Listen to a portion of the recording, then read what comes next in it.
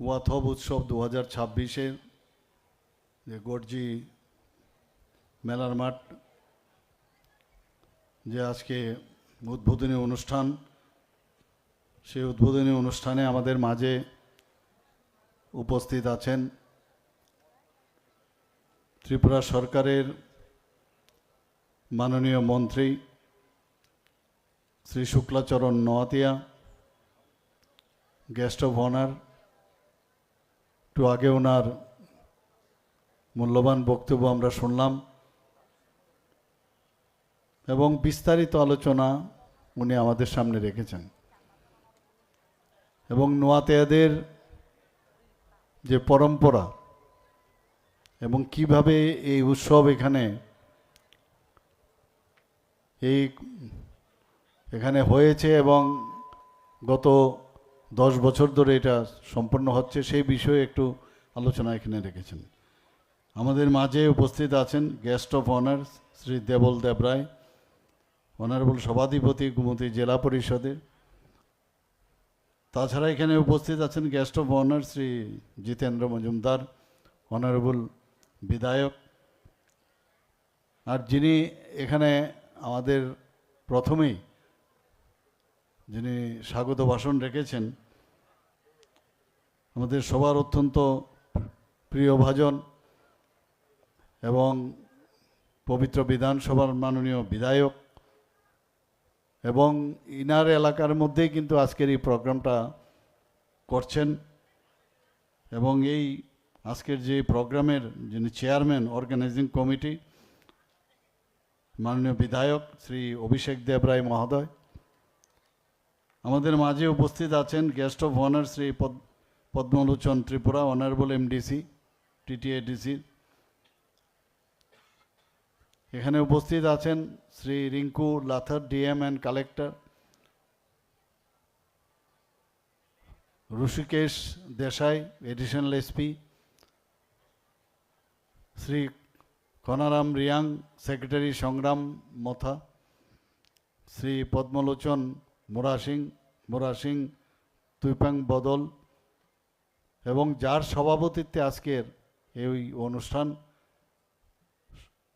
President Shri উদয় সিং নতিয়া, চৌধুরী নতিয়া হোদার, শ্রীমতী শিল্পী Das, chairperson Matabari এনা RD ব্লকের, এবং অন্যান্য যারা বিভিন্ন লাইন ডিপার্টমেন্টের যারা অফিসার বৃন্দরা উপস্থিত আছেন, এবং বিশেষ করে যারা বিভিন্ন কমিউনিটির যারা লিডার এবং নোয়াতিয়া কমিটির যারা লিডাররা এখানে উপস্থিত আছেন, সমাজপতিরা উপস্থিত আছেন, এবং আমার প্রিয় ভাই ও বোনেরা, মায়েরা, ভাইয়েরা, এবং আমার মিডিয়া বন্ধুরা, সবাইকে আমি আন্তরিক শুভেচ্ছা জানাচ্ছি। আজকের এই সুন্দর দিনে, এরকম একটা সুন্দর দিনে আপনারা যা শুনলাম যে প্রায় 3.5 থেকে 4,000 লোক একসাথে আজকে গর্জি বাজার থেকে আপনারা এখানে প্রসেশন করে আপনারা এসছেন। আজকে কিন্তু এর থেকে একটা নতুন একটা জিনিস কিন্তু আমি বুঝার বা আগামী দিন কি হতে যাচ্ছে ত্রিপুরার, তার একটা ঝলক আমি কিন্তু এখানে দেখতে পাচ্ছি। এই 10ম রাজ্যভিত্তিক লামফ্রা ওয়াথব উৎসবকে সামনে রেখে যেভাবে জাতি জনজাতি মিলে, বিশেষ করে আমি অভিষেক বাবুকে আমি ধন্যবাদ দেব। উনি যেভাবে স্বতঃপ্রণোদিত হয়ে এই উৎসবকে যাতে আরও বলিষ্ঠভাবে সেটাকে সমাপন করা যায় বা সেটাকে শুরু করা যায়, শুরু এবং সমাপন, যে 2 লাখ টাকার বাজেট ছিল, 1.5 থেকে 2 লাখ, সেখান থেকে বাড়িয়ে প্রায় 8 থেকে 9 লাখ করে সেটাকে সুন্দরভাবে করা যায়। আমি এর জন্য ওনার যে উদ্যোগ, তার জন্য আমি ধন্যবাদ দেব। এবং একটা জিনিস এর মধ্যেই কিন্তু আমাদের বেঁচে থাকতে হবে। আমাদেরকে নিয়ে অনেকে নানাভাবে চেষ্টা করে কিভাবে তুমি আমি আপনারা তোমরা এই ধরনের যে একটা বিষয়, আমরা সবাই এটাই ইম্পর্টেন্ট। এবং এই যে এই বিষয়টা কিন্তু আজকের এই যে প্রসেশনটা হলো এবং এখানেও 4টে থেকে এখন অবধি আপনারা বসে আছেন, এর মধ্যে শক্তি আলাদা, এর মধ্যে যে শক্তি এবং ইউনিটি ইন ডাইভার্সিটি, তার থেকে বড় শক্তি আর কিচ্ছু হয় না। যে আমার কোনো সমস্যা হলে আমি আনন্দেও যেমন থাকব, এবং যখন সমস্যা হবে সমস্যাতেও আমি থাকব, এবং এটাই বলে ইউনিটি। এখানে আজকে যদিও এটা নোয়াতিয়াদের একটা নোয়াদিয়া সম্প্রদায়ের ওদের প্রোগ্রাম, কিন্তু আমি এটা একটা আলাদাভাবে আমি দেখলাম, যেভাবে অন্যান্য সম্প্রদায়ের সবাই এসে একসাথে হাত মিলিয়েছে। সত্যি এর জন্য আমাদের একটা গর্বের বিষয়। আজকে আমি সমস্ত ত্রিপুরাবাসীকে আমি বলবো, এই ধরনের আমাদের মেলবন্ধন যেন সময় থাকে আমাদের। এবং এই মেলবন্ধনের ভিতরে আমি নিশ্চিত যে আমরা যদি স্ট্রং থাকি, আমরা যদি শক্তিশালী হই, কেউ এসে আমাদেরকে উল্টোপাল্টা বোঝানোর চেষ্টা করলেও লাভ হবে না। আমি আজকাল বিভিন্ন জায়গায় যাই, বিশেষ করে জনজাতিদের যে কোনো প্রোগ্রাম যে কোনো জায়গায় হোক আমি যাওয়ার চেষ্টা করি। এখনও আমার বোঝার অনেক বাকি রয়েছে, এবং প্রতিটি সম্প্রদায়ের, ত্রিপুরা রাজ্যের জনজাতি গোষ্ঠীর, তাদের এত সুন্দর ইতিহাস, এবং সেই ইতিহাসকে মুছে দেওয়ার যে চেষ্টা ইতিহাসেও যেমন রয়েছে বর্তমানেও রয়েছে, এবং সেই যে আস্তে আস্তে করে বহু জনগোষ্ঠী তাদের কিন্তু আজকে হারিয়ে যাওয়ার পথে। এখানে নোয়াতিয়া গোষ্ঠীর প্রায় যা বলা হয়েছে সারা ত্রিপুরাতে প্রায় 14 থেকে 15,000 আছে। এরকম অনেক জনজাতি গোষ্ঠী আছে মাত্র 1000, 1200 এরকম, আরও কম আছে অনেকগুলো। এবং এই জনজাতি গোষ্ঠীর মাননীয় প্রধানমন্ত্রীজি বারবার বলছেন যে সোসাইটির একটা বিশেষ একটা এলিমেন্ট আমাদের জন্য এই জনজাতি গোষ্ঠী। সারা ভারতবর্ষে ওনাদের যদি পার্সেন্টেজ হিসেবে আমরা দেখি খুব নগণ্য, কিন্তু আপনারা ভাবুন যে ওনাদের মান উন্নয়ন, আর্থসামাজিক উন্নয়ন,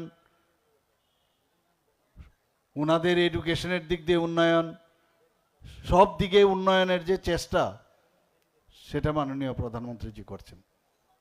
প্রথমে আপনারা ভাবুন, আমাদের যে সরকার যখন অটল বিহারী বাজপেয়ী ছিলেন, তখন জনজাতিদের একটা সিম্পল একটা লেজ মত বলা যায়, লেজ একটা ছিল, একটা যে কোনো একটা মিনিস্ট্রির সাথে যোগ থাকতো। উনি আসার পরে জনজাতিদের উন্নয়নের জন্য আলাদাভাবে এই ডিপার্টমেন্ট করেছেন।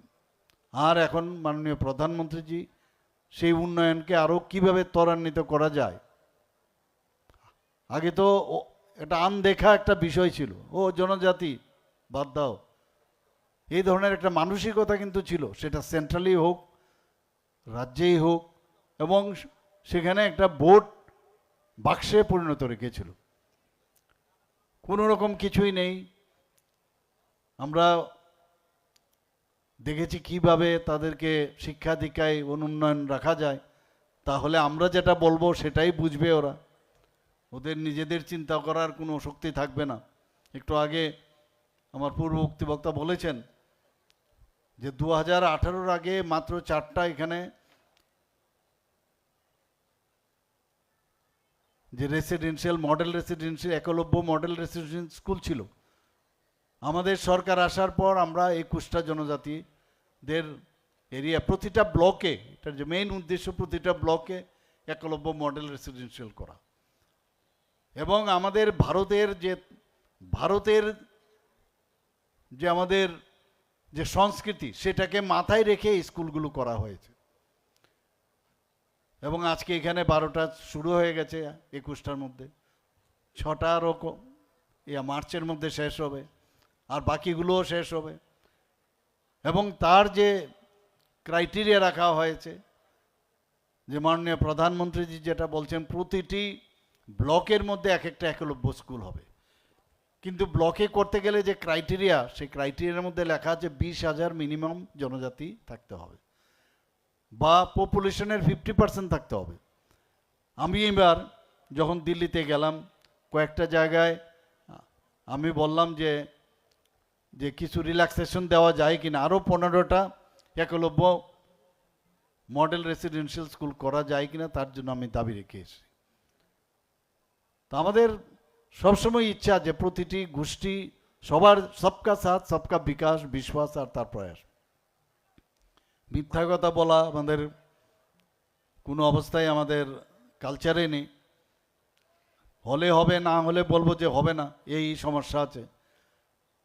এবং সত্য বলাটাই কিন্তু উচিত। মিথ্যা কিছুদিনের জন্য মিথ্যা বলে আপনাকে বিভ্রান্ত সৃষ্টি করতে পারবে, কিন্তু লং রান করা যাবে না। আর আমরা সেই কালচারের মানুষ নই। আমরা হৃদয় দিয়ে মানুষের সাথে কথা বলি। আজকে আপনাদের এই লামফ্রা ওয়াতাপ উৎসবে আমি এসে এখানে ছেলে মেয়েদের যেভাবে আমাকে দেখে ফুল ছুটছিল, আমার কিন্তু অসুবিধা হচ্ছিল না। যেভাবে আমাকে স্বাগত জানিয়েছে, মনে হলো যে I am also one of the part and parcel of your this উৎসব। তো আমার কাছে খুব ভালোই লাগছিল, কোনো অসুবিধা হচ্ছিল না। আমার যারা সিকিউরিটি পার্সোনাল তারা বলছিল যে আরে মুখে দেবেন না, মাথায় দেবেন না। তো আমি কিন্তু খুব বেশি এটা আমার কাছে অসুবিধা হচ্ছিল না। তো এটা একটা আনন্দের বিষয়, একটা উৎসাহের বিষয়, এবং আবেগ থেকে এই যে একটা রিসেপশন, তার মধ্যে কিন্তু আমি নিজেকেও যেমন আপনাদের মধ্যে খুঁজে পাই এবং আপনাদের মধ্যেও কিন্তু আমাকে খুঁজে পান। এবং আমি মুখ্যমন্ত্রী হয়েছি ঠিকই, কিন্তু I am also one of the representative of yours. I am the ambassador of all Tripuri. এখানে অনেক সময় বলেন আমি ত্রিপুরী, আমি নোয়াতুয়া, আমি দেববর্মা, আমি গারো। আর আমি এখন নতুন আরেকটা শব্দ লাগাচ্ছি, আমি বলছি আমি নিজে ত্রিপুরী। ত্রিপুরাতে বাস করি, বাইরে গেলে আমি বলবোটা কি? পরে বাঙালি, পরে মণিপুরি। আমি বাইরে যেহেতু ত্রিপুরার থেকে বিলং করি, আমি ত্রিপুরী, তারপরে আসবে বাঙালি। হিন্দুস্তানের বাইরে যদি আপনি যান তাহলে আপনি কি বলবেন? ও আমি হিন্দুস্তানি বলে কি না? তো হিন্দুস্তানি সেখানে গুজরাটিও থাকতে পারে, সেখানে আসামের থেকেও থাকতে পারে, বেঙ্গল থেকেও থাকতে পারে। তো এই যে চিন্তা ভাবনা ভাবধারা, সেটা যতক্ষণ ধরে আমাদের মধ্যে না আসবে, আমাদের ফ্যামিলির মধ্যেও বিভিন্ন নামে আমরা ধরুন 6 বা 7 ভাই যদি আমরা থাকি, বোন 3 জন বা 4 জন থাকবে, এক একজনের এক এক নাম থাকে কিনা?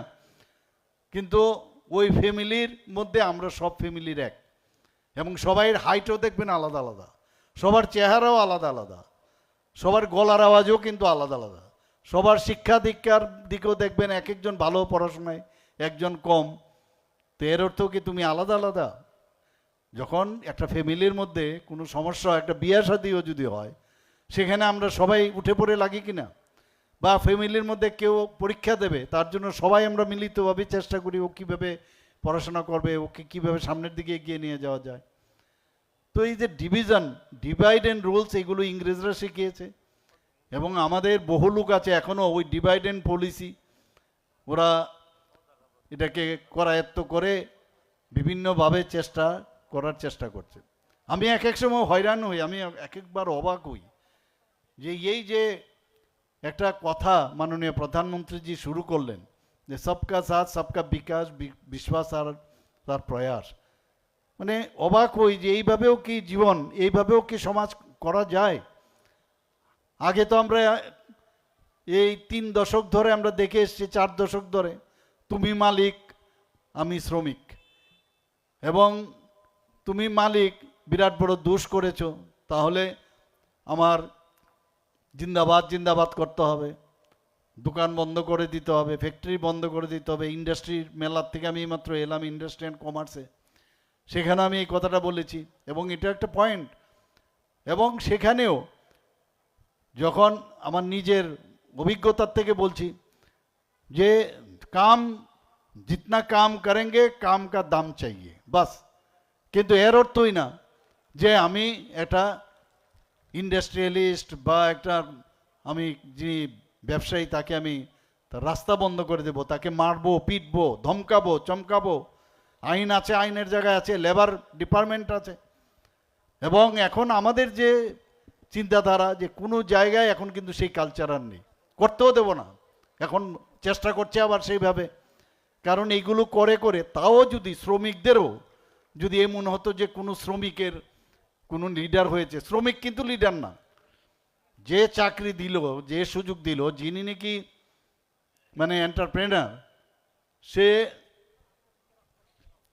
এই যে যে যাদের চাকরি দিল তাদের মধ্যে কোনো নেতা না, নেতা বাইরের থেকে এসে ঢুকে গেছে, যা তুই গিয়ে ওই ফ্যাক্টরিতে ঢুকে যা, তুই ওখানে নেতাগিরি করবি, কারণ আমাকে ওখানে লুক লাগবে, ভবিষ্যতে রাস্তাঘাটে যখন প্রসেশন বের করব তখন ওই সব লোককে নিয়ে আসবি, মানে ফ্যাক্টরি বন্ধ করে, ইন্ডাস্ট্রি বন্ধ করে নিয়ে আসবে। অসংগঠিত যারা শ্রমিক আছে তাদেরকে সংগঠিত করো তাদের প্রসেশনের জন্য। এটা অদ্ভুত।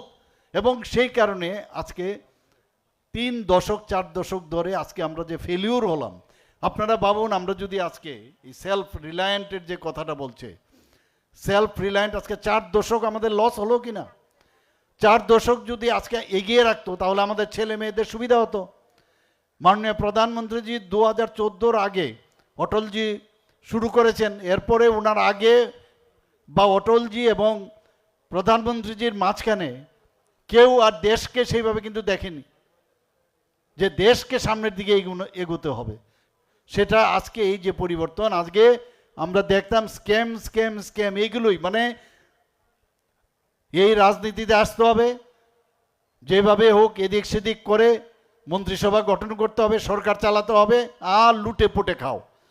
এই যে একটা অবস্থা, উনি কি বললেন যে मैं चौकीदार हूं, मैं खुद भी नहीं खाऊंगा, दूसरे को खाने भी नहीं दूंगा। এই যে একের পর এক একটা ডায়লগ, আমরা তো 70 দশকে এই ধরনের যখন দেখতাম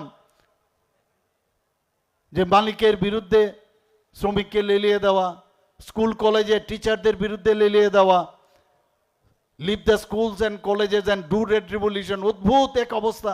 political strength grows from a barrel of a gun, গণফৌজনা না থাকলে জনগণের আর কিছুই থাকে না, এইসব তো ডায়লগ আমরা শুনেছি। ভারতবর্ষে থেকে ভারতবর্ষের কালচার ভুলে গিয়ে এটা বিদেশের সে কালচার এনে আমাদের ভারতবর্ষে মানুষের মধ্যে বিভ্রান্তি সৃষ্টি করেছিল। অনেক কষ্টে 2014-তে যখন মাননীয় প্রধানমন্ত্রী যে এসছেন, আর এগুলো সব উপর থেকেই করা হয়েছে, উপরওয়ালাই করেন। যে এক নরেন্দ্র বিবেকানন্দজি চিকাগোতে গিয়ে ভারতবর্ষকে চিনিয়েছেন যে ভারত কি, সব ধর্মের প্রতি ভারতের সে সম্মান রয়েছে। এবং ভারতকে জানতে হলে অনেককে বলেছে বিবেকানন্দকে জানতে হবে। আর আরেক নরেন্দ্র মোদী আবার নতুনভাবে ভারতকে চেনাচ্ছে সমস্ত পৃথিবীকে। আমরা এখন খুব অত্যন্ত আনন্দের বিষয় যে এইরকম একটা যোগ আমরা পেয়েছি। আমার মনে আছে যে আমার সময়ে ছিল, আমার পূর্বের যিনি মুখ্যমন্ত্রী ছিলেন আমাদের সরকার আসার, ওনার সময়ও উনি উপমুখ্যমন্ত্রী ছিলেন, অর্থমন্ত্রী ছিলেন। আমরাও শুনতাম যে স্বর্ণযুগ চলছে, স্বর্ণযুগ চলছে। তো উনি আমাকে একদিন বলছিলেন, আরে আমি তো স্বর্ণযুগ, আমি যখন প্রথমে অফিসে ঢুকে আমি অফিসারদেরকে বললাম যে ফাইলগুলো নিয়ে আসো তো, কোথায় সোনা টোনা পাওয়া যায় কিনা একটু দেখি। তো অফিসের ফাইল টাইল খুলে স্বর্ণ তো আর খুঁজে পায় না, কিন্তু একটা জিনিস পেয়েছে, প্রায় 13,000 কোটি টাকা লোন ওনারা রেখে এসছেন, সেটা উনি পেয়েছেন। এই হচ্ছে অবস্থা। আর আমাদের সময়ে সকাল থেকে রাত্রি অবধি যে বলা হয়েছে যে কিভাবে মানুষ, সাধারণ মানুষের তার আর্থসামাজিক উন্নয়ন হবে। আপনি ফরগেট অ্যাবাউট দিস জাতি জনজাতি, মণিপুরি বা সংখ্যালঘু, এখানে তো সবার জন্যই হচ্ছে। আজকে ঘর দেওয়া হচ্ছে, এখানে সংখ্যালঘু কি আলাদাভাবে পাবে, এসটি আলাদাভাবে পাবে, সবার জন্য পাচ্ছে। এই যে সবকা সাথ, এই শব্দ যখন বা এই সেন্টেন্স যখন শুনলাম, বা আমি বললাম এটাও এইভাবেও জীবন চলতে পারে। এবং ইট ক্লিকড।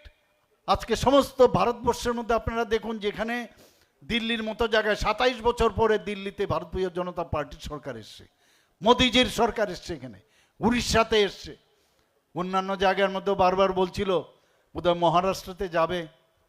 রাজস্থানেও যাবে, মধ্যপ্রদেশও যাবে, আর বিহারও আবার যাবে যাবে করে। এই যে গুন্ডার রাজ, এই লাল্লুর রাজ যে ছিল, সেখানে কি অবস্থা ছিল, সেখানে আজকে পর পর আজকে এনডিএ সরকার এসছে। এখন বাকি কোনটা রয়েছে? গঙ্গা তো উপর থেকেই বয়, সেটা শেষ কোথায় আসছে? বেঙ্গল। বেঙ্গলও আবার সেই সবকা সাথ সবকা বিকাশ বিশ্বাস আর তার প্রয়াসে আবার ওয়েস্ট বেঙ্গলও প্রধানমন্ত্রী নরেন্দ্র মোদীজির সরকার সেখানে ঘটবে। এই সরকার গঠনের অর্থ এই না, আমি জানি এটা কোনো রাজনীতির কোনো ভাষণ না এখানে, এবং আপনাদের যে উৎসব এখানে কিন্তু রাজনীতির বাইরে। কিন্তু আমি সরকার হিসেবে আপনাদের বলছি যে আপনাদের এই যে আনন্দ উৎসব কখন করবেন? যদি দেশে শান্তি প্রতিষ্ঠিত থাকে, যদি একটা ফিল গুডের একটা ভাবনা চিন্তা থাকে। আমার ছেলে মেয়েদের তাদের রাত্রে 12টা 1টার সময় যদি যায় কোথাও, সে নিশ্চিন্ত মনে যেতে হবে, কোনো জায়গায় কিচ্ছু হবে না। স্কুলে যাবে তার সুযোগ থাকতে হবে, কলেজে যাবে কলেজে পড়ার সুযোগ থাকতে হবে। আজকে সেই সুযোগ সুবিধা তখনই হবে যখন দেশে শান্তি থাকবে, রাজ্যে শান্তি সম্প্রীতি থাকবে। আমরা সেই ব্যবস্থা আমরা করছি এখন ত্রিপুরাতে। আগে ভাবুন, আমি উদয়পুরেও হসপিটাল আমার এখানে পোস্টিং ছিল কোনো এক সময়। আগরতলা থেকে যখন আসতাম আমার মনে হতো সে পাহাড় দিয়ে আসবো, যে কখন যে কি হবে বলা মুশকিল। দুই দিকে বিশালগড়ের এইদিকে আগুন জ্বলছে, এইদিকে আগুন জ্বলছে, কিরকম একটা অবস্থা ছিল আপনারা ভাবুন। কোথার থেকে আপনি সুস্থভাবে চিন্তা করে আপনি কিভাবে ডেভেলপমেন্ট করবেন? এই দিনগুলো 80 দাঙ্গার কথা ভুলে গেলে চলবে না। প্রায় 2000 থেকে 3000 জাতি জনজাতি লোকের মৃতদেহের উপর দিয়ে কিন্তু আজকে আমরা এখানে বসে আছি। আজকে দিল্লিতে যখন শিখ দাঙ্গা হয় তাদের নিয়ে খুব হইচই, কিন্তু এই ত্রিপুরার মতো জায়গার মধ্যে এতগুলো লোককে আমরা হারিয়েছি, এতগুলো লোক খুন হয়েছে এখানে, তাদের বিষয়ে কেউ কথা বলছে না। তো দুঃখ লাগে। তাদের সময়ে এখানে জনজাতি গোষ্ঠীর বিশেষ করে তাদেরকে কিছু লোককে তাদের সৃষ্টি এই উগ্রপন্থী সৃষ্টি করা। এখানে আসবো কখন, কাকে ধরে নিয়ে যাবে, কাকে খুন করে নেবে, এবং তাদের সৃষ্টিকে এই যে ট্রেনের লাইনের বাইরে তাদের পরিচালিত করেছে। আমাদের সরকার আসার পর আজকে নর্থ ইস্টার্ন জোনে প্রায় 12টার থেকে 11টার মতো, 11টার থেকে 12টার মতো মৌ আমরা করেছি, অ্যাকর্ড করেছি মাননীয় প্রধানমন্ত্রীজির নেতৃত্বে, আমাদের যশস্বী গৃহমন্ত্রীজির নেতৃত্বে। আজকে নর্থ ইস্টার্ন জোনে শান্তি প্রতিষ্ঠিত হয়েছে। আগে আমরা যখন গুয়াহাটি যেতাম এক এক সময় ভয় লাগতো, গুয়াহাটি রেলওয়ে স্টেশনে না বোম ব্লাস্টিং হয়, আপনারা সবাই জানেন। নিরীহ মানুষ, তাদের প্রাণ চলে গেছে। ত্রিপুরাতে আমরা আজকে আগরতলা থেকে যদি উদয়পুর যেতাম 12 ঘন্টা 14 ঘন্টা 18 ঘন্টা লাগতো, এসকর্ট ছাড়া যেতে পারতাম না। এখানেও সেম। সাবরুমের অবস্থা তো চিন্তাই করতে পারবেন না আপনারা, কি একটা অবস্থা ছিল। আজকে এখানে বাজে প্রায় 10টা, এতক্ষণে বাড়ি চলে যেতেন আপনারা। কোথার থেকে এই প্রোগ্রাম করবেন? এই মায়ের গমন, দুর্গা পূজা, সরস্বতী পূজা, আপনাদের সমস্ত সংগ্রামা পূজা থেকে আরম্ভ করে যতগুলো পুজো হচ্ছে, আজকে শান্তি প্রতিষ্ঠিত হয়েছে বলেই মনের শান্তিতে আপনারা কিন্তু সবাই একত্রিত হয়েছেন, যে না আমার ভয় নাই, আমার ডর নাই, আমার কোনো চিন্তা নাই। কারণ আমাদের কেউ একজন গার্জিয়ান আছে যিনি আমাদেরকে, আমি বলছি না যে সব 100% আমরা করতে পারবো, কিন্তু আমাদের প্রচেষ্টা আছে কিনা। আজকে মেডিকেল কলেজ হয়েছে এখানে, এখানে ডেন্টাল কলেজ হয়েছে এখানে। আমাদের সময়ে মাত্র 8 থেকে 9টা আসন ছিল, আজকে এখানে 450টা আসন হয়েছে। বিডিএস এর মাত্র 1টা আসন ছিল, 63টা আসন হয়েছে। বিএসসি নার্সিংয়ের 1টা আসন ছিল। সরকারি পর্যায়ে আমরা বিএসসি নার্সিংয়ের 50টা আসনের আমরা কলেজ খুলেছি। এখানে জিএনএম, এএনএম এবং pharmacy college, national law university, আমাদের ন্যাশনাল ফরেন্সিক ইউনিভার্সিটি, এখানে ন্যাশনাল সংস্কৃত ইউনিভার্সিটি, এখানে agriculture university, fishery university, veterinary college. কোনটা না আপনারা বলুন। আপনাদের এখানের মধ্যে আমি হোমিওপ্যাথিক কলেজ একটা শুরু করছি। আমি আগরতলার মধ্যে যে স্টেট হোমিওপ্যাথিক হসপিটাল আছে, 75 কোটি টাকা তার জন্য স্যাংশন দেওয়া হয়েছে দিল্লির থেকে। আমি যখন বললাম আপনাদের তেপানিয়াতে আয়ুর্বেদিক কলেজ, মেডিকেল কলেজ হবে আয়ুর্বেদিক, তার জন্য 75 কোটি টাকা দিয়েছেন হেলথ মিনিস্টার মহোদয়, ইউনিয়ন হেলথ মিনিস্টার। তো এই যে ডাবল ইঞ্জিনের সরকার যা চাই তাই দিচ্ছে, এবং মেইন উদ্দেশ্য কি? মানুষের সেবা আমাদের কাছে ধর্ম, সেবাই আমাদের কাছে ধর্ম। আজকে আমরা যদি সবাই ইউনাইটেড থাকি এবং ছোট ছোট বিষয় নিয়ে, ছোট ছোট ঘুম থেকে উঠে খালি চিন্তা করবে কোনো ইস্যু পাওয়া যায় কিনা, কোনো ইস্যু পাওয়া যায় কিনা, এবং সেই ইস্যু ভিত্তিক যে ইস্যুগুলো কোনো ইস্যুই না, ইস্যু সৃষ্টি করে বিভ্রান্ত করে রাস্তায় নাবা।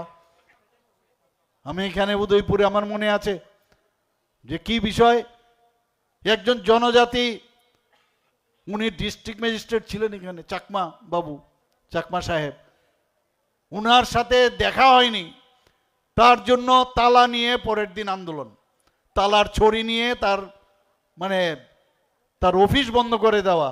এটা কোন ধরনের আইন, কোন ধরনের মানে আন্দোলন? রবিবার দিন একজন ডিস্ট্রিক্ট ম্যাজিস্ট্রেট কি করে কথা বলবে রাত্রে 10টার সময়, 11টার সময়? অদ্ভুত।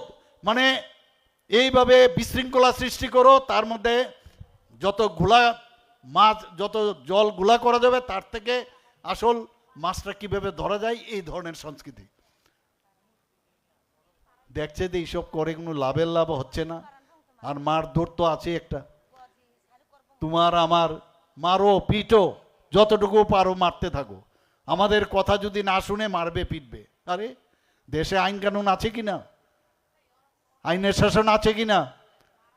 এইসব আইনের শাসন যেহেতু রয়েছে, আমরা আইনের মাধ্যমে যেখানে বিশৃঙ্খলতা উশৃঙ্খলতা, সেখানেই শান্তির জন্য মাঝে মাঝে শক্তিও আমরা প্রয়োগ করব, এবং সেটা যতদিন অন্ততপক্ষে আমি মুখ্যমন্ত্রীর পদে আছি আমি সেটা করে যাব।